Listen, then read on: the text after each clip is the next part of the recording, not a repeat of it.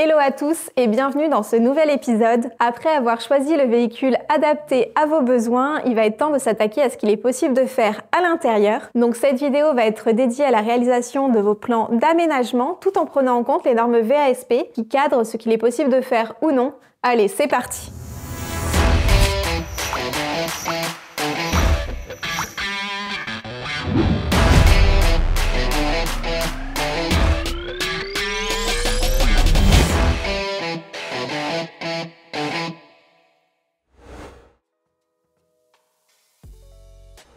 La première question à se poser, c'est comment je vais faire mes plans. Donc pour faire vos plans d'aménagement, il y a deux solutions principales, les plans 2D ou les plans 3D. Donc les plans 2D, ça va être beaucoup plus facile à mettre en œuvre, ça va être une solution plus rapide par rapport à la modélisation 3D où là ça va prendre plus de temps, mais aussi ce sera plus facile de se projeter.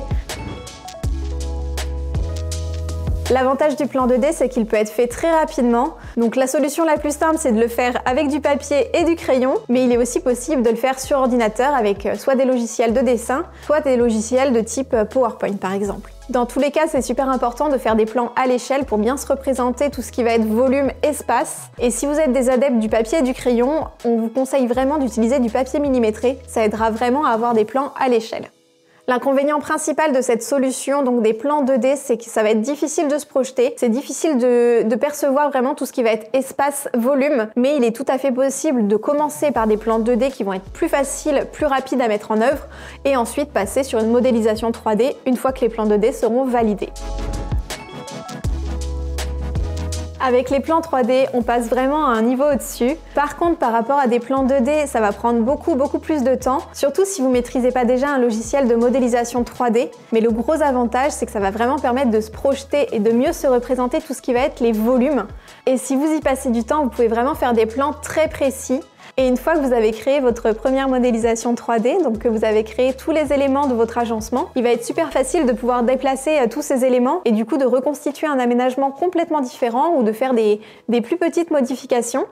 La modélisation 3D, ça va aussi vous permettre de vérifier tous les problèmes d'interférence. Donc par exemple, si votre tiroir de la cuisine peut bien s'ouvrir sans cogner votre banquette qui est en face ou une porte de placard, si elle peut bien s'ouvrir en entier sans frotter quelque part. Donc ça, c'est quand même pas négligeable, ça peut vous faire gagner du temps lors de la construction de vos meubles. Et en plus, dans la globalité de vos plans, une fois que vous aurez créé donc tous les différents éléments de votre aménagement, ce sera assez facile de pouvoir les faire varier un petit peu et donc de faire évoluer vos plans. La question qui va se poser ensuite, c'est quel logiciel utiliser pour créer mes plans. Donc si vous maîtrisez déjà un logiciel, la question elle se pose même pas. Utilisez le logiciel que vous connaissez, ce sera beaucoup plus simple. Par exemple, Julien, lui, il maîtrisait déjà CATIA, donc c'est vers ce logiciel-là qu'on s'est tourné pour réaliser nos plans. Mais c'est pas du tout un logiciel qu'on va vous conseiller parce qu'il est très compliqué à prendre en main et il n'est pas fait du tout pour les particuliers. Mais vous pouvez quand même regarder du côté de SolidWorks et de SketchUp, qui sont des logiciels qui vont être plus faciles à prendre en main. Et si vous souhaitez un logiciel qui est spécialisé dans l'aménagement de vannes, vous pouvez aussi regarder du côté de Vanspace 3D. Donc nous, on l'a jamais utilisé, donc on ne sait pas ce que ça vaut, mais sachez qu'il existe. Après, il faut savoir que tous ces logiciels, ils sont payants. On ne connaît pas d'alternative gratuite, nous personnellement. Mais si vous en connaissez qui sont vraiment bien, n'hésitez pas à les partager en commentaire, comme ça tout le monde y aura accès. Maintenant que vous avez les outils en main, vous allez pouvoir vous lancer dans vos plans. Donc dans la vidéo précédente, on vous avait conseillé de lister tous les équipements indispensables de votre aménagement et de gribouiller vos premiers croquis sur un bout de table. Là, il va être temps de créer les plans définitifs de votre aménagement. Le but, ça va être de reprendre la liste de tous les meubles et équipements indispensables à votre aménagement et de créer des plans qui permettent de tout faire rentrer dans le volume de votre véhicule. Donc la difficulté, ça va être de trouver une organisation fonctionnelle qui va répondre à vos attentes et à vos envies. Pour commencer, on vous conseille vraiment de placer les éléments les plus volumineux sur vos plans. Donc le plus souvent, on va commencer par l'élément central qui va être le lit et autour duquel va graviter le reste de l'aménagement. Donc pour le lit, il y a plusieurs options en fonction de votre véhicule et de vos envies. Donc souvent dans des grands véhicules, le lit sera plutôt fixe. L'avantage, c'est qu'il ne faudra pas refaire le lit tous les soirs et en plus, ça permet d'avoir un très grand espace de rangement dans la soupe, donc sous le lit. Si par contre, vous voulez gagner de l'espace dans votre aménagement et que vous n'avez pas la place ou que vous n'avez pas envie tout simplement d'avoir un lit fixe, il y a d'autres options qui existent comme les lits banquettes ou les lits peignes qui permettent d'avoir un espace qui est quand même plus agréable en journée et de refaire le lit pour la nuit. Et si vous avez un véhicule qui a une belle hauteur sous plafond, qui est très haut, il y a aussi la solution du lit pavillon qui va permettre d'avoir un beau volume dans la journée pour profiter et après on abaisse le lit pour la nuit pour dormir.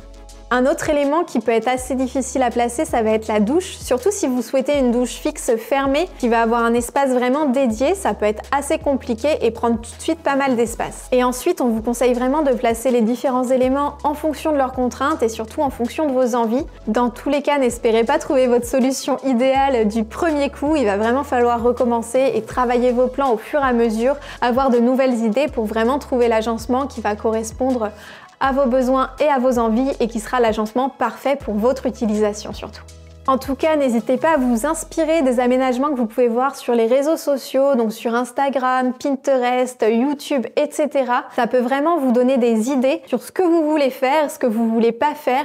Il faut pas hésiter à s'en inspirer, mais il faut surtout pas oublier que l'intérêt de faire son van soi-même, c'est vraiment de le personnaliser et donc de l'adapter à son utilisation, à ses besoins, à ses envies. Et ça, c'est vraiment un point à garder en tête qui est très important.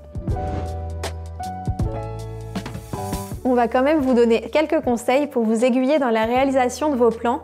Le premier conseil qu'on peut vous donner, c'est vraiment de ne pas oublier le côté fonctionnel. Sur les réseaux sociaux, on peut voir des aménagements qui sont vraiment magnifiques, mais par contre, quand on creuse un petit peu, ok, ils sont très beaux, mais pas du tout fonctionnel. En tout cas, pas fonctionnel pour nous, pour notre utilisation qu'on pourrait faire du véhicule. Nous aussi, on est très sensible à ce qui est beau, à ce qui est esthétique, mais par contre, s'il manque le côté fonctionnel, on sait que ça va nous énerver à terme et vraiment qu'il faudra faire quelque chose. Donc, on pense fonctionnel et on le rend beau. Deuxième conseil qu'on peut vous donner, c'est au niveau de la douche. Donc si vous souhaitez une douche dans votre véhicule, n'hésitez pas à penser un peu différemment par rapport à tout ce qu'on peut voir sur les réseaux sociaux avec les douches fermées. Pensez aussi à la douche ouverte qui permet de moins cloisonner l'espace et d'éviter les problèmes d'humidité. Le troisième conseil qu'on peut vous donner, c'est de privilégier les tiroirs au placard. Ça permet vraiment d'optimiser l'espace et de tout avoir à disposition. Après, c'est vrai que l'inconvénient, c'est que ça pèse plus lourd, ça coûte plus cher et c'est plus long à faire. Toujours au niveau des rangements, on vous conseille vraiment d'anticiper vos besoins et de prévoir vos rangements pour que chaque chose ait sa place. Donc dans un petit espace, ça peut vite devenir le bazar, donc il faut vraiment que tout soit rangé en permanence, donc que chaque chose ait sa place, c'est beaucoup plus simple. Et dernier conseil, n'oubliez pas de réfléchir aux aspects techniques. Donc par exemple, est-ce que c'est vraiment raisonnable de mettre mon évier juste au-dessus de mon coffre électrique? Est-ce que je vais pouvoir acheminer mes tuyaux d'eau jusqu'à mon évier que je veux placer ici? Est-ce que je vais pouvoir faire mon évacuation à cet endroit? Etc. etc.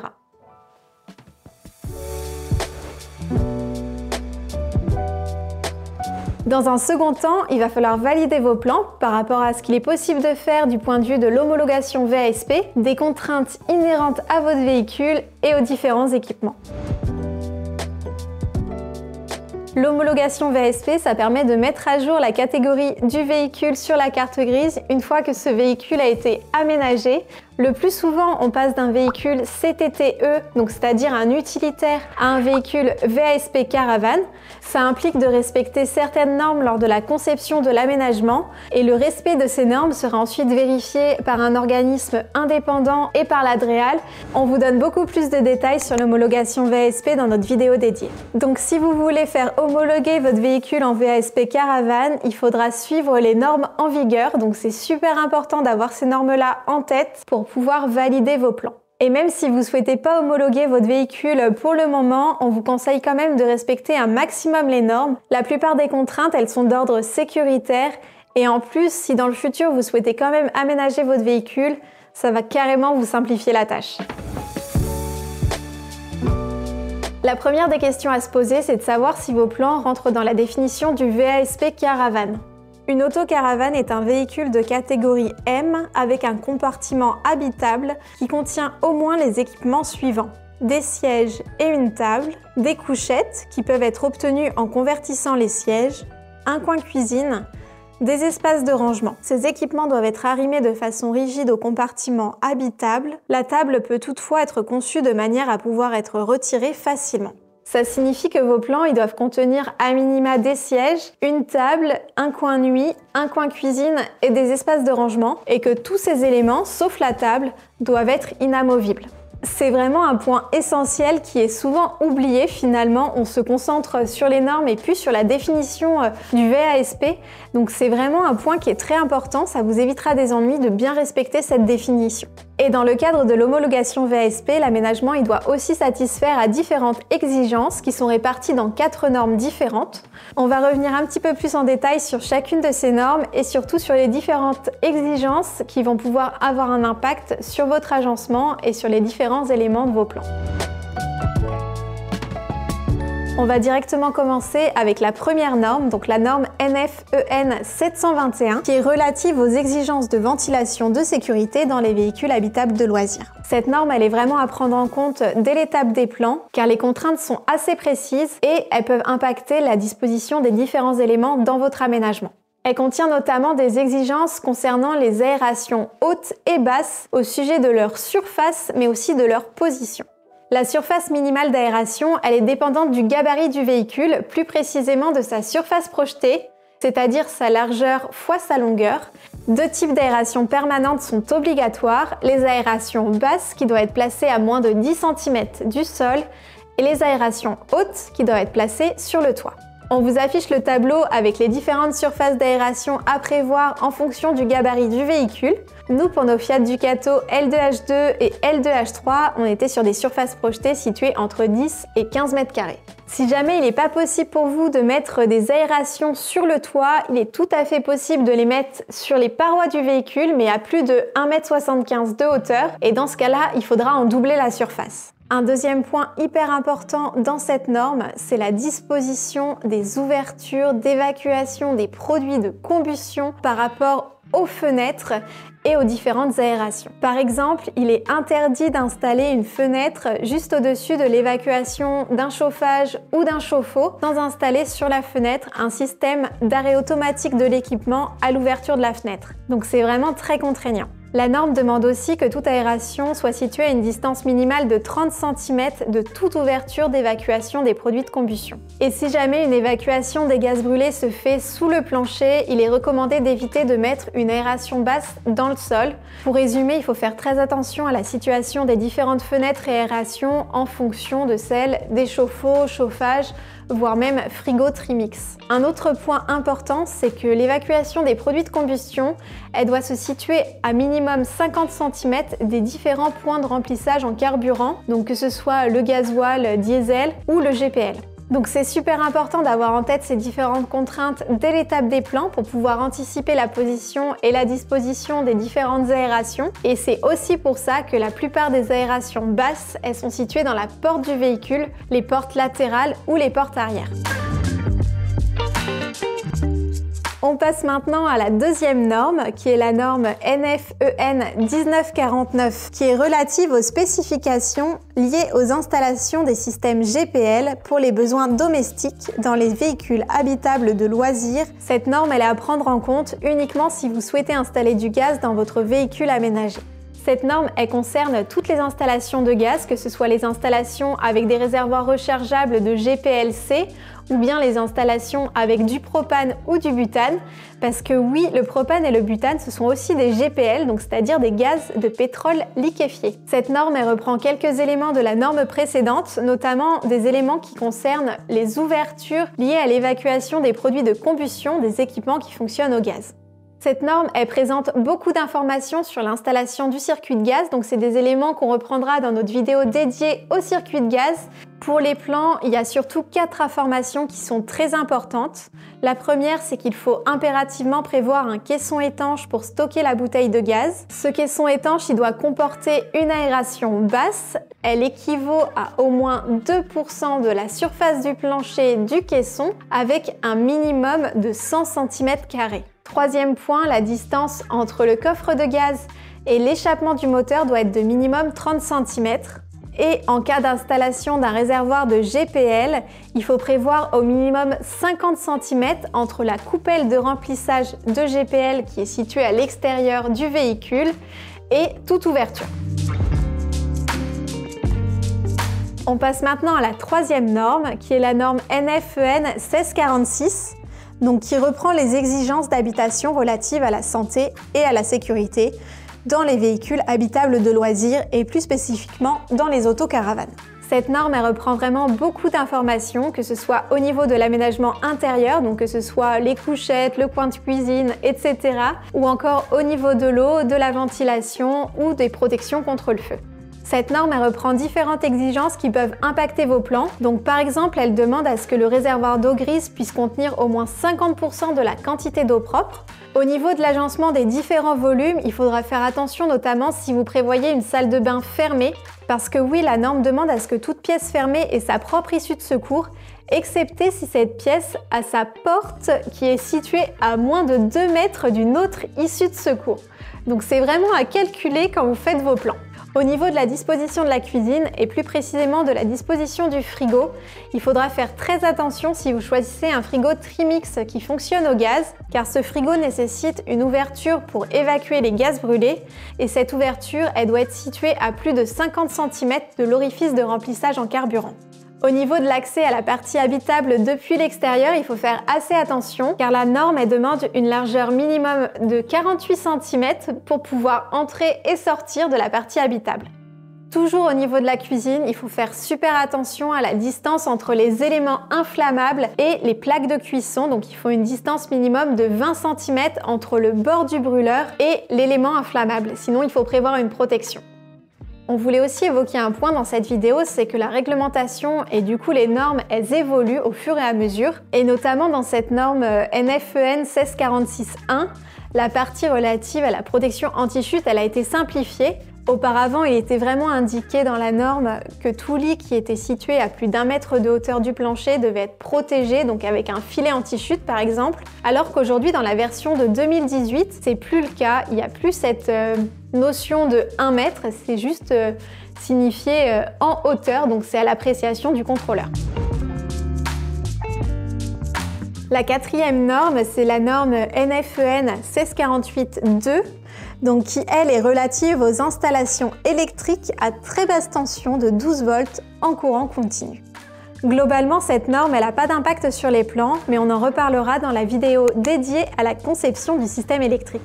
En parallèle des normes, il faut bien prendre en compte toutes les recommandations d'installation de vos équipements pour faire vos plans. Ces recommandations, vous pouvez les trouver dans la documentation des différents appareils tout simplement. Par exemple, nous, dans le cas de la gazinière, le constructeur, il recommandait de prévoir une aération basse sous le meuble. Donc forcément, il fallait placer la gazinière à l'intérieur de l'aménagement, à un endroit qu'on pouvait percer et surtout à un endroit où les gaz brûlés n'allaient pas re-rentrer, donc pas à côté du pot d'échappement par exemple. Il va aussi falloir prendre en compte les contraintes qui vont être inhérentes au véhicule, donc forcément les dimensions de l'aménagement qui vont être possibles de faire, mais aussi tout ce qui va être lié au poids de l'aménagement.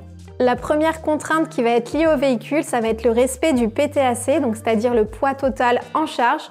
Donc c'est le poids total du véhicule une fois l'aménagement fait, avec vos bagages, avec les passagers, le conducteur et les pleins faits. Et selon le PTAC et le poids à vide du véhicule, la charge utile elle peut être assez faible, donc ce sera à prendre en compte dans vos plans d'aménagement, donc par exemple en limitant la réserve d'eau ou alors en supprimant un meuble haut pour gagner du poids. La seconde contrainte qui va être liée à votre véhicule, ça va être la charge maximale par essieu. Donc là, il va falloir répartir entre l'avant et l'arrière le poids de votre aménagement pour pouvoir respecter la charge maximale par essieu de votre véhicule. Et troisième point, même si c'est pas obligatoire, on vous conseille aussi de bien répartir la charge entre la gauche et la droite. Ça vous permettra d'avoir une meilleure tenue de route et de moins abîmer votre véhicule. Concrètement, il faut essayer de ne pas mettre la réserve d'eau, la bouteille de gaz et les batteries du même côté.